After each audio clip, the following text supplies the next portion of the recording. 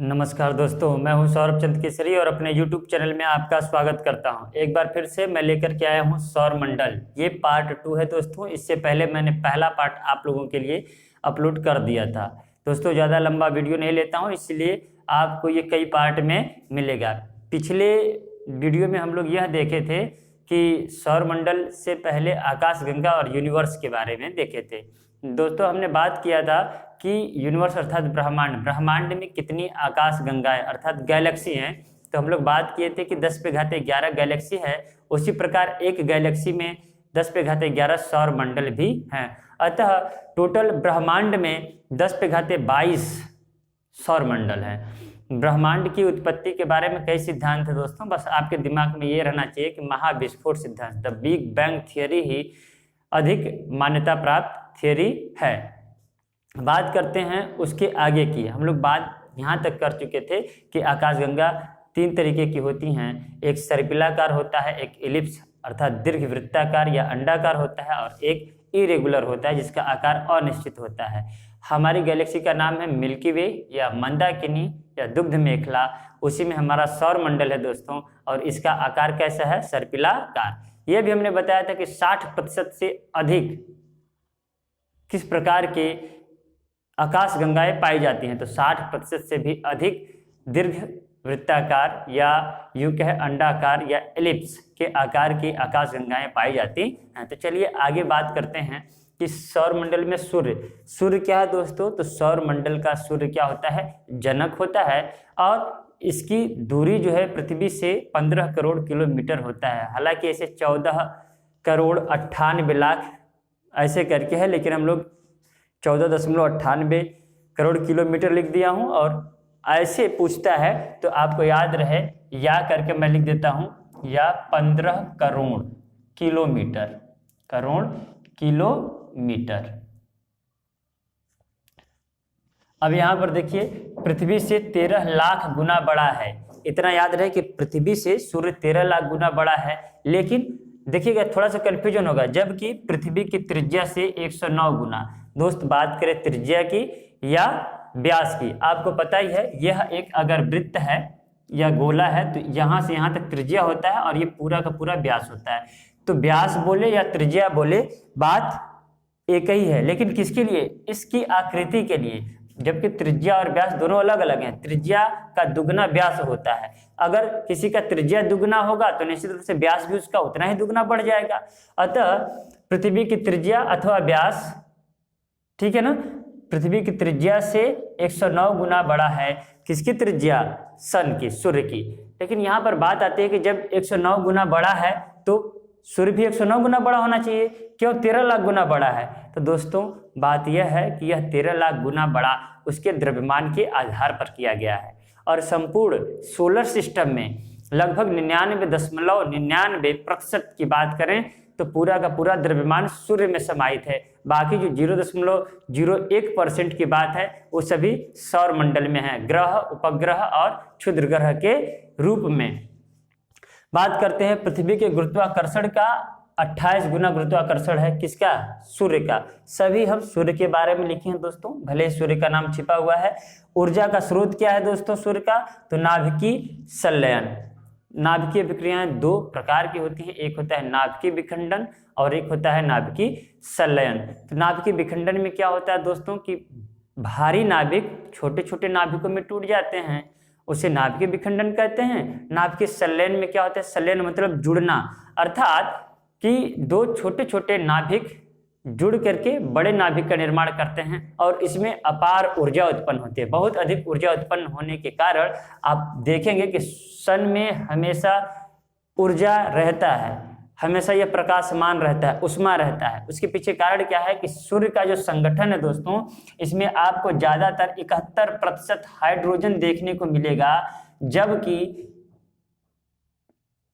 27 या 26 से 27% हीलियम, बाकी 2.5 या 26 में लिख देता हूं दोस्तों, ये 26, 2.5 या इससे अधिक आपको भारी तत्व देखने को मिलेंगे। भारी तत्व का मतलब क्या होता है दोस्तों कि आपको जैसे कि यूरेनियम देखने को मिलेगा, लिथियम भी मिल जाएगा दोस्तों। इसकी अपेक्षा तो ये भारी ही है, वैसे है सबसे हल्की धातु, लेकिन इसकी अपेक्षा ये भारी है। और सबसे भारी क्या है? यूरेनियम धातु, इसका नाम है यूरेनियम। तो 2.5% में ये लोग पाए जाते हैं यूरेनियम। ये क्या है? हमारा लिथियम है, लिथियम। ठीक है दोस्तों, तो इस तरीके से सूर्य का संगठन है, मतलब सूर्य किससे बना है?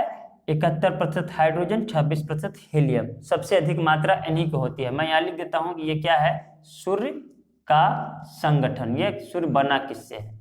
ठीक है दोस्तों, अब बात करते हैं ऊर्जा का स्रोत। समझ में आया? मैं यहाँ पर आपको एक एग्जाम्पल भी दे देता हूँ। यहाँ पर देखिएगा कि कैसे होता है नाभिकीय संलयन। ये देखिए हाइड्रोजन का एक परमाणु है, ठीक है दोस्तों, ये हम ले रहे हैं ड्यूटेरियम को, एक और हाइड्रोजन के परमाणु को ले रहे हैं, ठीक है। 2 हाइड्रोजन के परमाणु मिल करके हीलियम का नाभिक बनाते हैं। देखिएगा 1 1 2 और 2 2 4। और इसमें क्या होता है? ऊर्जा मुक्त होती है दोस्तों। रासायनिक अभिक्रिया में हमेशा क्या होती है? ऊर्जा जरूर मुक्त होती है। तो इस तरीके से याद रहे कि छोटे छोटे नाभिक मिलकर के बड़े नाभिक का निर्माण करते हैं तथा अपार ऊर्जा मुक्त करते हैं। उसी अभिक्रिया को बोलते हैं नाभिकीय संलयन अभिक्रिया। और नाभिकीय संलयन अभिक्रिया ही सूर्य में ऊर्जा का स्रोत है।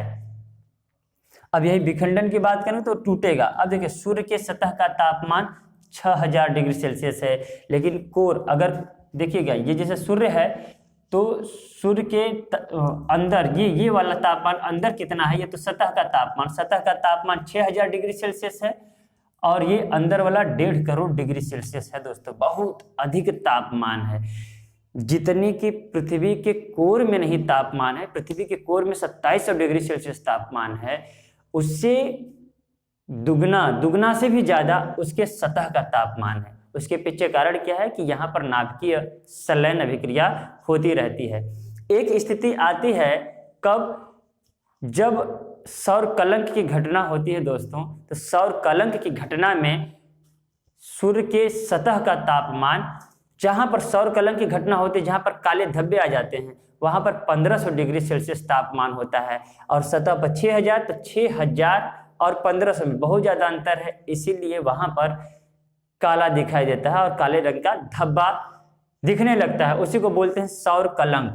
सौर कलंक के दौरान कितने डिग्री सेल्सियस तापमान होता है? तो सतह से बहुत कम होता है, अर्थात 1500 डिग्री सेल्सियस का तापमान होता है। तो उम्मीद करता हूं ये समझ में आया होगा आपको।